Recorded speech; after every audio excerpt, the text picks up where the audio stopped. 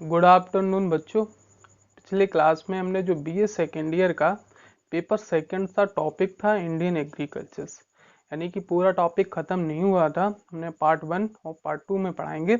ये हमारा पहले हम पार्ट 1 में पढ़ चुके हैं, अब ये हमारा होगा पार्ट 2, यानी कि पूरी तरीके से टॉपिक खत्म जब नहीं हुआ था तब हम इसको हम पढ़ेंगे। तो पार्ट 2 में हम अब देखेंगे कि जो हमारे इंडियन एग्रीकल्चर्स है, इस हमने पहले पार्ट 1 में समस्याएं और उसकी प्रॉब्लम में यानी कि और उसकी विशेषताओं के बारे में हमने बताया था।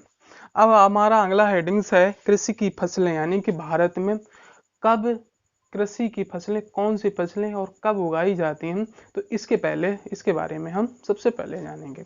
तो सबसे पहले आता है रबी अथवा शीतकालीन फसलें। जो रबी की फसल यानी कि जो मिश्रित रबी फसलें होती हैं, वो जो कब होती हैं, कई आती हैं, उसे बोलते हैं शीतकालीन, यानी कि सर्दियों के मौसम में। तो उसकी जो बुआई होती है कब होती है, अक्टूबर और दिसंबर में, और जो कटाई कब होती है, फरवरी से और अप्रैल के बीच में। इसमें प्रमुख फसलें कौन सी आती हैं, गेहूं है, जौ है, चना है, मटर है। ये हमारी कैसी हैं, प्रमुख फसलें हैं जो हमारी रबी की फसल के अंतर्गत ही आते हैं। फिर आती है खरीफ की फसलें। ये हमारी कौन सी होती हैं, वर्षाकालीन, यानी कि जब वर्षा हमारे देश में होती है तो वर्षाकालीन में कौन कौन सी फसलें होंगी, तो उनको बारे में हम देखते हैं। तो ये कौन सी आएंगी, हमारी इसकी बुआई कब होती है, यानी कि कब इनका रोपण होता है, मई से और जुलाई के बीच में, ठीक है। इनकी कटाई कब होती है, सितंबर और नवंबर में। तो इस प्रकार से इनकी कटाई सितंबर और नवंबर में। इसकी प्रमुख फसलें कौन सी होंगी, चावल है, ज्वार है, बाजरा है, मक्का है और कपास है। ये प्रमुख इनकी फसलें हैं, ठीक है।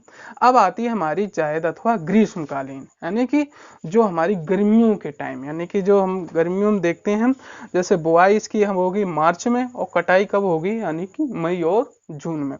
तो कौन कौन सी फसलें होंगी, तरबूज, खरबूज, ककड़ी, और ये हमारी प्रमुख फसलें हैं।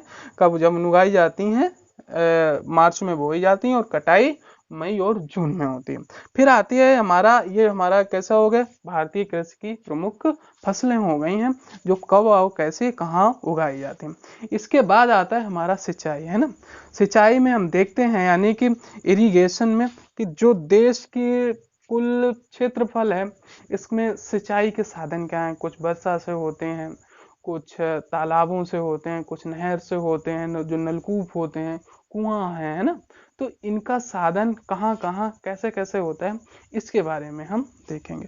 तो जो कुल सिंचित क्षेत्र, यानी कि जहाँ पे पानी भारत में क्षेत्र है, यानी कि जहाँ पे पानी पहुंचाया जा सकता है, जैसे नहर, कुआं और तालाब और हमारे नलकूप, तो कितना है, 87.26 मिलियन हेक्टेयर।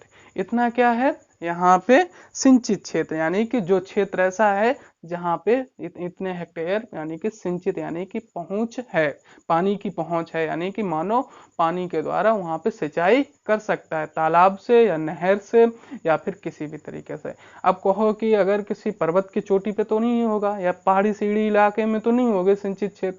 जहाँ मैदानी क्षेत्र या फिर उनकी पानी की पहुंच हो और मानो अपने इन चार तरीकों से पानी पहुंचाया जा सकते। अब सिंचित सिंचाई के स्रोत कौन कौन से हैं, इस साधन कौन है, प्रतिशत है इनका, नहर, नलकूप, कुएं, तालाब और अन्य। जो हम देखते हैं कि जो नहरों के द्वारा, यानी कि देश में जो नदियां हैं उनसे डैम बनाकर जो नहरों के द्वारा सिंचाई की जाती है, 26.26% है, यानी कि ये बहुत ज़्यादा है। ये जो इसका प्रमुख नहर साधन है। फिर आता है नलकूप एवं कुएं। नलकूप में जैसे हम देखते हैं, जैसे हम समरसेबिल चलाते हैं, ये नलकूप में आता है। कुआं भी इसी के अंतर्गत आता है ना, क्योंकि जो कुआं से जैसे पानी निकालते हैं नीचे से, गड्ढा से, कुआं से, दोनों को हम जोड़ते हैं, तब इनका कितना प्रतिशत आता है, 61.03। यानी कि भारत में सबसे ज्यादा, यानी कि भूमगत जल से कह सकते हैं, भूमगत जल से पानी का जो सिंचित है क्षेत्र पानी का उपयोग किया जाता है।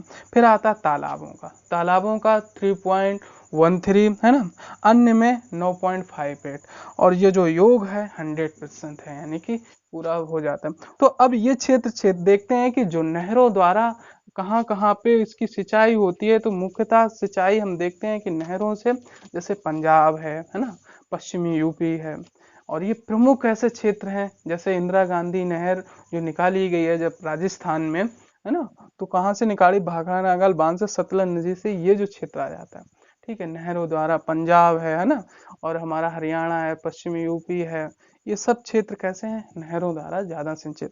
फिर आता है नलकूप और कुआं। नलकूप और कुआं का भी, जैसे यूपी का पूरा क्षेत्र, हरियाणा, पंजाब, राजस्थान, गुजरात, ये कैसे हैं जो भूमिगत जल से, बिहार, छत्तीसगढ़, ये जो मैदानी क्षेत्र है वहां पे नलकूपों द्वारा सबसे ज्यादा। अब तालाब में जैसे हम दक्षिण भारत में चले जाते हैं तो सबसे ज्यादा तालाबों से ही वहां पे होता।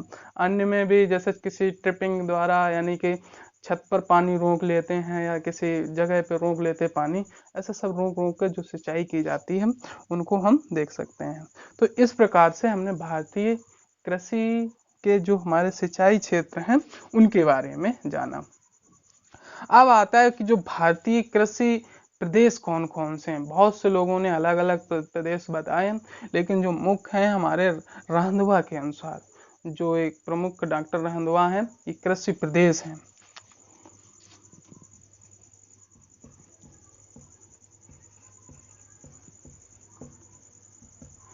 पहला आता है हमारा कृषि प्रदेश में डॉक्टर रंधवा के अनुसार शीतोष्ण हिमालय, यानी कि शीतोष्ण यानी कि सर्दी वाला इलाका रहता है। अक्सर जहाँ पे सर्दी रहती है, 2 या 3 महीने ही गर्मी पड़ती है, बाकी टाइम यहाँ पे सर्दी रहती है। तो शीतोष्ण हिमालय, जो शीतोष्ण हिमालय है ये दो भागों में डिवाइड किया हम, ए बी और 1B और 1A। जो 1A है ये सिक्किम, अरुणाचल प्रदेश, ये जो हिमालय क्षेत्र आता है, ठीक है, ये पहाड़ी क्षेत्र है, यहाँ पे कृषि कैसी होती है। और B में जैसे जम्मू कश्मीर, लद्दाख, है ना, हिमाचल प्रदेश, ये क्षेत्र आ जाता है। दूसरे में आता है उत्तरी शुष्क गेहूं प्रदेश, जो 2 नंबर पे आता है, जैसे राजस्थान का इलाका, कुछ गुजरात, क्योंकि यहाँ पे वर्षा बहुत कम होती है, और पंजाब, हरियाणा, यहाँ पे क्या होता है, शुष्क इलाका है। फिर आता है पूर्वी तट प्रदेश, यानी कि जो 3 नंबर पे आता है, यहाँ पे चावल का उत्पादन सबसे ज्यादा होता है ना इस क्षेत्र पे। ये जैसे हमारा बिहार है, झारखंड है, पश्चिम बंगाल है, असम है ना, उड़ीसा है और आंध्र प्रदेश है, ये क्षेत्र आ जाते हैं। और हमारा तटीय क्षेत्र पे अब आता है पश्चिमी तटीय, जो जैसे हमारे वेस्टर्न घाट है, जैसे केरल, तमिलनाडु, है ना, तो यहाँ पे थोड़ा बहुत उत्पादन किया जाता है। फिर दक्षिणी प्रदेश, ये नंबर 5 पे आता है, जैसे महाराष्ट्र और कर्नाटक और तमिलनाडु का भी भाग इसमें आता है। तो इस प्रकार से हम देख सकते हैं कि जो भारत की टोटल भारतीय कृषि कहाँ पे कैसे डिवाइड की जाती, इसके बारे में हमने जाना। ठीक है, इसी प्रकार अब हम हमारा जो अगला टॉपिक्स होगा वो पार्ट 3 में हम समझाएंगे अच्छी तरीके से।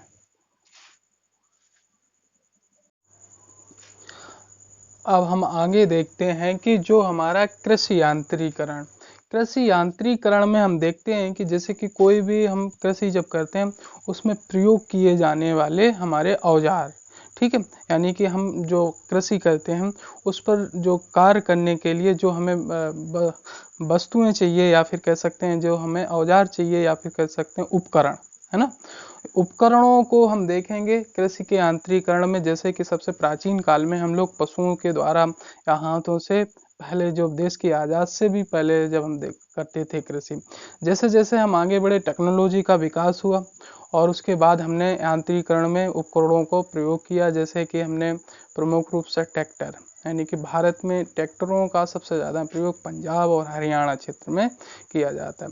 और इसी के साथ फिर आता है यूपी, बिहार, झारखंड, इन सब क्षेत्रों में किसका प्रयोग करते हैं, ट्रैक्टर है, ट्राला है, इन सब उपकरणों के जरिए से यानी कि जो इलेक्ट्रॉनिक चीज़ों का उपयोग किया जाने लगा, यानी कि 1950 के बाद 1970-71 के बाद में आके 9.5% ही पशुओं के द्वारा कृषि की जाने लगी। बाद बाकी तो सब वैसे होने लगा, किससे? हमारे ट्रैक्टरों से।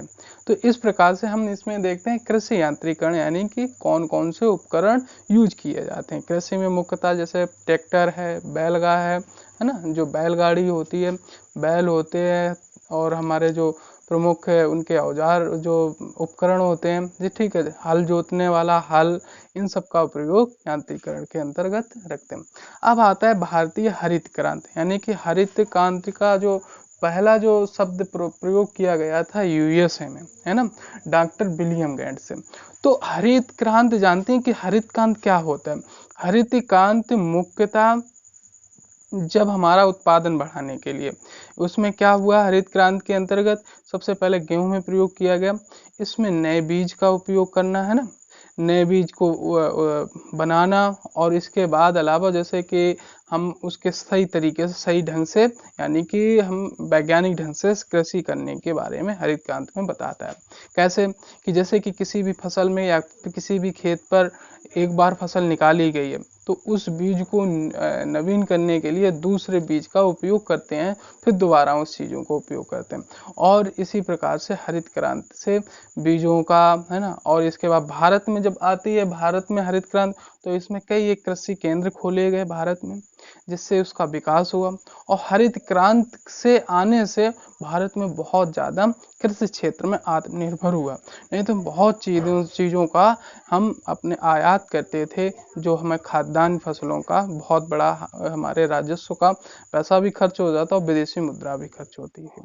तो इस प्रकार से हमने ये देखा।